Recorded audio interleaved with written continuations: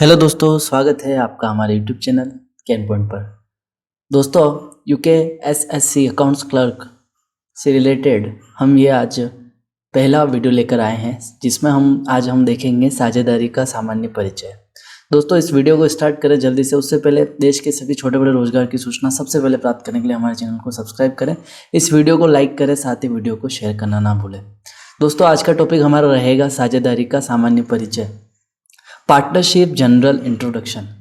देखिए, हम इस चैप्टर को 2 भाग या 3 भाग में इस चैप्टर को हम कंप्लीट करेंगे। आज हमारा रहेगा परिचय, जो रहेगा उसमें कैरेक्टरिस्टिक्स, विशेषताएं होगी इसमें, साथ ही इसमें साझेदारी के प्रकार कितने होते हैं वो भी हम इसमें देखेंगे। जो नेक्स्ट टॉपिक होगा वो साझेदारी संलेख होगा, यानी पार्टनरशिप डीड। तो हम इसको एक एक टॉपिक करके इसको आसानी से ख़त्म करेंगे, और जो पूरा चैप्टर जब फिनिश होगा, ख़त्म होगा, तो उसके बाद एक हम यहाँ पर क्वेश्चन भी देखेंगे, MCQs क्वेश्चन, जो कि एग्ज़ाम में आ सकते हैं। तो दोस्तों, स्टार्ट करते हैं साझेदारी का सामान्य परिचय। देखिए, पार्टनरशिप क्या होता है। पार्टनरशिप क्या होता है आपको पता होगा अच्छे से, कि जब 2 या 2 से अधिक व्यक्ति मिलकर व्यवसाय करते हैं तो उसी को हम पार्टनरशिप कहते हैं। तो यहाँ पर हम वो सब कुछ देखने वाले हैं। सबसे पहले हम देखेंगे पार्टनरशिप जो एक्ट है वो कब लागू हुआ है। तो पार्टनरशिप एक्ट जो है वो 1932 1 अक्टूबर को भारत में लागू हुआ था, जो जम्मू कश्मीर को छोड़कर संपूर्ण भारत में लागू होता है। इसके अलावा आपको ये ध्यान रखना है कि इस अधिनियम के लागू होने से जो पूर्व साझेदारी से संबंधित प्रावधान था, भारतीय संविधान अनुबंध अधिनियम जो था 1872, वो लागू होता था। तो आपको ये ध्यान रखना है पार्टनरशिप एक्ट से पहले। तो पार्टनरशिप एक्ट कब लागू हुआ, तो आपको ध्यान रखना है 1 अक्टूबर 1932 को ये जो है संपूर्ण भारत में लागू होगा। इसके बाद हम बात करें पार्टनरशिप के अर्थ क्या है, उसकी परिभाषा क्या है। तो आपको परिभाषा ध्यान रखनी है। पार्टनरशिप एक्ट 1932 जो एक्ट है, यहाँ पे धारा 4 4 के अनुसार इसकी परिभाषा दी गई है। देखिए क्या परिभाषा है इसकी। साझेदारी उन व्यक्तियों के मध्य पारस्परिक संबंध है जो किसी ऐसे व्यवसाय के लाभों को बांटने के लिए सहमत हुए जिसका संचालन उन सभी के द्वारा या उन सभी की ओर से किसी एक के द्वारा किया जाता है।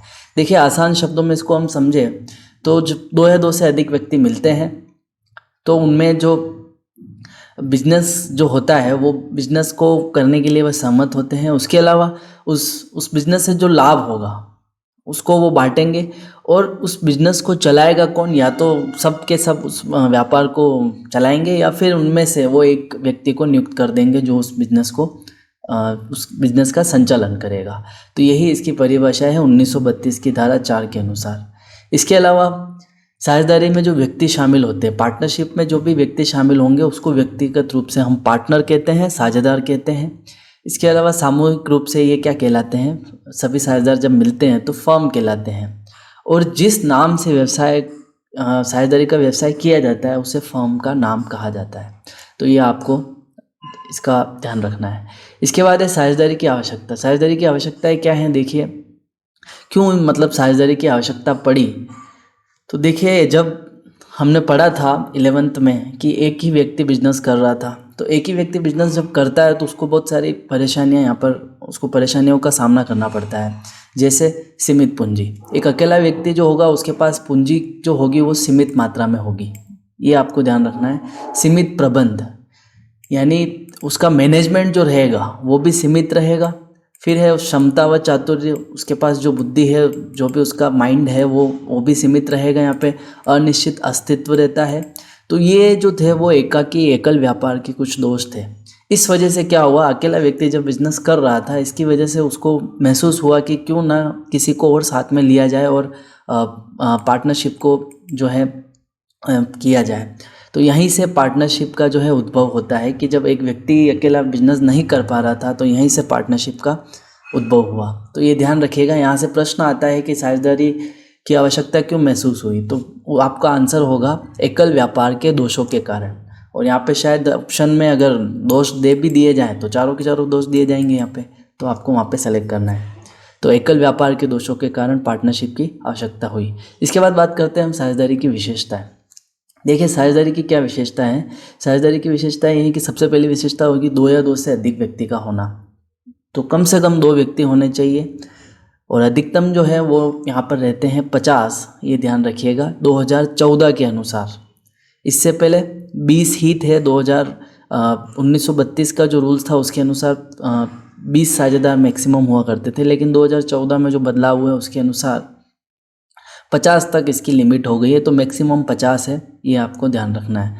2 और 50। और बैंकिंग में आपको ध्यान रखना है 2, 10 होते हैं बैंकिंग में, तो 2, 10, 50 आपको पार्टनर ध्यान रखना है कि कम से कम होते हैं 2, मैक्सिमम होते हैं 50 और बैंकिंग में होते हैं 10। इसके बाद बात करते हैं साझेदारों के मध्य समझौता या अनुबंध होना।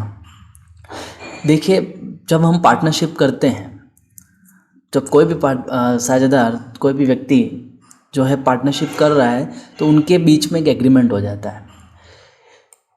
इसी एग्रीमेंट के बेस पर वो इस पूरी पार्टनरशिप को करते हैं। अब ये एग्रीमेंट जो होता है, जिसको हम पार्टनरशिप डीड कहते हैं, साझेदारी संलेख कहते हैं, या तो ये लिखित भी हो सकता है, ये मौखिक भी हो सकता है। इसके बारे में जो हमारा टॉपिक होगा वो अगला टॉपिक यही होगा, साझेदारी संलेख, तो वहाँ पर हम इसको अच्छे से पढ़ेंगे। तो अनुबंध अधिनियम क्या कहता है? भारतीय अनुबंध अधिनियम की धारा 5 के अनुसार लिखा है उसमें कि साझेदारी का जन्म अनुबंध से होता है, किसी स्थिति के कारण नहीं। तो एग्रीमेंट के बेस पर ही पार्टनरशिप का जो है वो जन्म होता है, ये ध्यान रखना आपको। इसके अलावा लाभों का विभाजन, जब पार्टनरशिप कर रहे हैं कोई साझेदार, तो यहाँ पे लाभों का विभाजन भी होता है। प्रमुख उद्देश्य उनका क्या होता है? साझेदारों का लाभ कमाना ही होता है, ये आपको अच्छे से ध्यान रखना है।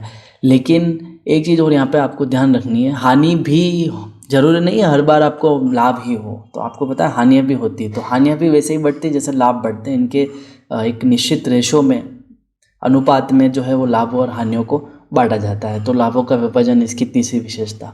चौथा, व्यवसाय का होना। देखिए, पार्टनरशिप कर रहे हैं तो पार्टनरशिप कोई अपने आप में बिजनेस नहीं है। जो मिलकर ये जो काम कर रहे हैं वो आपके क्या कहलाएगा? वो व्यवसाय कहलाएगा। जो भी काम कर रहे हैं वो व्यवसाय कहलाएगा, और जो मिल के करते हैं उसी को हम पार्टनरशिप कहते हैं। यहाँ पर कोई भी काम हो सकता है, बिजनेस कोई भी हो सकता है। जैसे कोई 2 व्यक्ति, 2 पार्टनर जो है मिलकर किसी ब्रिज का या किसी भवन का निर्माण करते हैं, तो कंस्ट्रक्शन जो है वो व्यवसाय कहलाएगा, और दोनों जो साथ में कर रहे हैं वो पार्टनरशिप कहलाएगी। तो ये आपको ध्यान रखना है। तो व्यवसाय जो है इसमें होता है, ये इसकी चौथी विशेषता है। 5वीं विशेषता इसकी देखिए, व्यवसाय का संचालन सभी के द्वारा या उन सभी की ओर से किसी एक के द्वारा किया जाता है। देखिए, पार्टनरशिप जो है उसमें व्यवसाय का संचालन या तो सभी जने करते हैं या फिर एक जने को वो नियुक्त कर देते हैं, वो सारा जो भी है संचालन करता है। ये आपको अच्छे से ध्यान रखना है। और दूसरा, प्रत्येक साझेदार फर्म का एजेंट भी होता है और स्वामी भी होता है, ये भी आपको अच्छे से ध्यान रखना है। सभी साझेदार एजेंट भी होंगे फर्म के और स्वामी भी होंगे। इसके बाद बात करें हम अधिनियम की, तो इसमें जो अधिनियम लागू होता है वो 1932 जो है वो इसके द्वारा ही पार्टनरशिप जो है वो संचालित होती है, ये आपको ध्यान रखना है। असीमित दायित्व, अनलिमिटेड लाइबिलिटीज़। देखिए, ये क्या है? अनलिमिटेड लाइबिलिटीज़ क्या है? असीमित दायित्व। असीमित दायित्व का मतलब ऐसी स्थिति जब फर्म में आपके लाइबिलिटीज़ जो हैं वो बढ़ जाए, आपके जो पैसे मांगने वाले हैं वो बढ़ जाए, तब उस स्थिति में आपका जो दायित्व है वो असीमित हो जाता है। यानी आपके जो व्यक्तिगत संपत्तियां हैं उन पर भी जो है जो भी क्रेडिटर्स होंगे वो उनको भी आप जब्त कर सकते हैं। वहाँ से भी आपके जो भी पैसे हैं वो वहाँ से छुटा सकते हैं, तो ये आपको ध्यान रखना है। इसके बाद है पृथक अस्तित्व नहीं। तो साझेदारी में पृथक अस्तित्व नहीं होता है। यानी आपने पढ़ा होगा 11th क्लास में कि एंटिटी कंसेप्ट करके पढ़ा होगा, पृथक अस्तित्व अवधारणा, जिसमें हमने ये पढ़ा था कि व्यवसाय अलग है और व्यवसायी अलग है, यानी स्वामी अलग है और व्यवसाय अलग है, हमने यही पढ़ा था। लेकिन यहाँ पर क्या कहा है, इसमें पृथक अस्तित्व नहीं है, यानी दोनों एक दूसरे से जुड़े हुए हैं, अलग अस्तित्व नहीं होता है। इस स्थिति में क्या होगा कि जो नियम फर्म पर लागू होते हैं वो सारे के सारे नियम इन पार्टनर्स पर भी लागू होंगे, ये आपको ध्यान रखना है। तो ये इसकी विशेषताएं थी, 8 विशेषताएं थी। पहली विशेषता थी 2 या 2 से अधिक साझेदार, जिसमें हमने पढ़ा था 2, 10 और 50 साझेदारों के मध्य समझौता अनुबंध होना। फिर तीसरा था लाभों का विभाजन। चौथा था व्यवसाय का होना। 5वां था व्यवसाय का संचालन सभी के द्वारा, उन सभी की ओर से किसी एक के द्वारा किया जाता है। अगला था अधिनियम जो है वो 1932 लागू होता है। असीमित दायित्व, इनकी जो लाइबिलिटीज़ है वो अनलिमिटेड होती है। फिर पृथक अस्तित्व नहीं होता, इसमें ये इसकी विशेषताएं थी। इसके बाद हम बात करते हैं साझेदारी के प्रकार। देखिए, साझेदारी के प्रकार की जब हम बात करें तो साझेदारी के प्रकार, यहाँ पर पहला प्रकार की बात करें यहाँ पर तो दायित्व के अनुसार साझेदारी, दायित्व यानी लाइबिलिटीज़ के आधार पर। तो लायबिलिटीज़ के आधार पर सीमित दायित्व साझेदारी, ऐसी साझेदारी जिसमें साझेदारों का दायित्व जो होता है वो सीमित होता है, वो साझेदारी सीमित दायित्व वाली साझेदारी कहलाती है। सीमित दायित्व साझेदारी अधिनियम 2008 के अंतर्गत स्थापित एक निगम है। यह एक कृत्रिम व्यक्ति, इसका पृथक वैधानिक अस्तित्व तथा शाश्वत जीवन है, जिसकी सार्वभौम मुद्रा है जो सीमित दायित्व पर आधारित होती है। तो सिंपल सा आपको ध्यान रखना है, ऐसी साझेदारी जिसमें साझेदारों का दायित्व सीमित हो वो लिमिटेड लायबिलिटीज पार्टनरशिप कहलाती है, LLP। इसके बाद असीमित दायित्व वाली साझेदारी, जिसमें साझेदारों का दायित्व जो है वो असीमित हो जाए, यानी उनकी जो व्यक्तिगत संपत्तियां है वो भी फिर इसमें शामिल कर दी जाए। दिवालिया जो होता है साझेदार, उस दशा में यही होता है कि जो साझेदार है उसकी व्यक्तिगत संपत्तियों पर भी अधिकार जताया जाता है, तो वहाँ से वो पैसे जो हैं वो जुटाए जाते हैं। तो ये होती है असीमित दायित्व वाली साझेदारी। इसके बाद बात करें समय अनुसार साझेदारी। समय अनुसार साझेदारी यानी टाइम बेस्ड जो होती है, जिसमें सबसे पहले होती है निश्चितकालीन। देखिए, निश्चितकालीन जिसमें मतलब समय निश्चित हो, ऐसी साझेदारी जिसका समय निश्चित हो, 1 माह 2 माह या फिर 1 साल 2 साल 4 साल, जिसमें भी टाइम फिक्स हो वो निश्चितकालीन कहलाएगी। अनिश्चितकालीन ऐसी साझेदारी जिसमें समय निश्चित नहीं हो। देखिए, नॉर्मली जो पार्टनरशिप होती है वो अनिश्चितकालीन ही होती है, क्योंकि जो साझेदार है वो अब ऐसा नहीं सोचते हैं कि हम 1 साल या 2 साल के लिए ही कर रहे हैं, वो लंबे समय के लिए ही पार्टनरशिप सोचकर पार्टनरशिप को शुरू करते हैं, तो इसको ध्यान रखिएगा। इसके बाद है उद्देश्य अनुसार साझेदारी। उद्देश्य जिसमें उद्देश्य निश्चित हो, यानी ऐच्छिक साझेदारी और विशेष साझेदारी। ऐच्छिक साझेदारी में क्या होता है, साझेदारों की इच्छा पर यह साझेदारी होती है। एक निश्चित अवधि के बाद वो अपनी इच्छा से इस साझेदारी को समाप्त कर देते हैं। ऐसी साझेदारी जो है वो ऐच्छिक साझेदारी कहलाती है। पार्टनरशिप एट विल, यानी उनकी इच्छा पर ये डिपेंड करती है। फिर है विशेष साझेदारी। विशेष साझेदारी किसे कहेंगे कि किसी विशेष कार्य, जो भी वो कार्य कर रहे हैं, उस विशेष कार्य के समाप्त हो जाने पर साझेदारी जो है वो ऑटोमेटिक यहाँ पर समाप्त हो जाती है। तो ऐसी साझेदारी विशेष साझेदारी कहलाती है। जैसे किसी भवन का निर्माण, किसी स्कूल का निर्माण, ये जब भी निर्माण कंप्लीट होगा, वो जो पार्टनरशिप होगी वो ऑटोमेटिक ख़त्म हो जाएगी उन साझेदारों के मध्य। तो ऐसी साझेदारी जो है वो विशेष साझेदारी कहलाती है। इसके बाद चौथा पॉइंट हम देखें तो वैधता के अनुसार साझेदारी। Partnership according to legality. वैधता के अनुसार 2 प्रकार की होती है। वैध साझेदारी लीगल पार्टनरशिप, जो हमारे देश के नियमों के अनुसार की जाती है, स्थापित की जाती है, सारे के रूल्स फॉलो किए जाते हैं। ऐसी पार्टनरशिप जो है वो वैध साझेदारी कहलाती है। दूसरी की बात करें तो वो होती है अवैध साझेदारी, इल्लीगल पार्टनरशिप। ऐसी कौन सी पार्टनरशिप होती है, तो ऐसी पार्टनरशिप जो देश के नियमों के विरुद्ध हो। तो किस प्रकार होगी, तो देखिए ये 4 दशा यहाँ पर दी गई है। जब साझेदारों की स्थापना का उद्देश्य गैर कानूनी हो। गैर कानूनी मतलब ऐसा कोई बिजनेस करने के लिए उन्होंने पार्टनरशिप की हो, जैसे ड्रग्स का है, जैसे हथियारों का निर्माण है, ऐसा कोई काम करने के लिए पार्टनरशिप की गई है जिसका उद्देश्य गैर कानूनी हो, तो ऐसी पार्टनरशिप जो है वो ऑटोमेटिकली क्या हो जाती है, इल्लीगल हो जाती है, अवैध साझेदारी हो जाती है।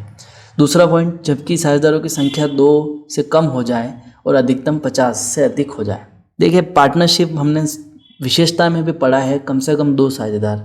तो जब 1 हो गया तो वो पार्टनरशिप कहलाएगी नहीं, वो एकल व्यापार बन जाता है, तो वहाँ पर भी साझेदारी अवैध हो जाएगी। और दूसरा 50 से अधिक हो जाए, अधिकतम जो इसकी संख्या है उससे अधिक हो जाए, तब पार्टनरशिप जो है वो अवैध कहलाती है। तीसरा पॉइंट, जबकि साझेदारी का व्यापार लोक नीति या अंतर्राष्ट्रीय नीति के विरुद्ध हो।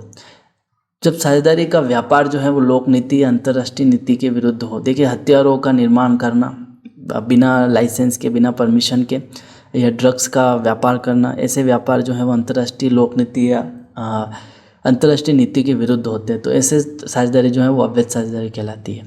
चौथा पॉइंट, जब किसी साझेदार में शत्रु राष्ट्र का नागरिक बना दिया जाए। किसी साझेदार को, देखिए, शत्रु राष्ट्र का नागरिक, अभी आपको पता होगा भारत के शत्रु राष्ट्र कौन है। अगर उन राष्ट्र के व्यक्तियों के साथ अगर आप पार्टनरशिप करते हो तो वो पार्टनरशिप भी अवैध साझेदारी कहलाएगी।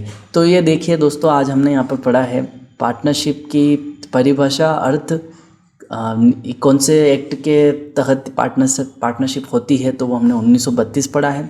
इसकी अर्थ परिभाषा देखी धारा 4 के अनुसार। इसकी आवश्यकताएं क्यों पड़ी, एकल व्यापार के दोषों के कारण, इसकी विशेषताएं, और अंत में हमने पढ़ा साझेदारी के प्रकार, जो कि 4 प्रकार की पार्टनरशिप होती है। तो दोस्तों, अगर वीडियो आपको अच्छा लगा है तो वीडियो को लाइक करें, वीडियो को शेयर करें, साथ ही हमारे चैनल को सब्सक्राइब करें। दोस्तों, अगला जो टॉपिक रहेगा हमारा वो रहेगा पार्टनरशिप डीड, साझेदारी सल्लेख। धन्यवाद।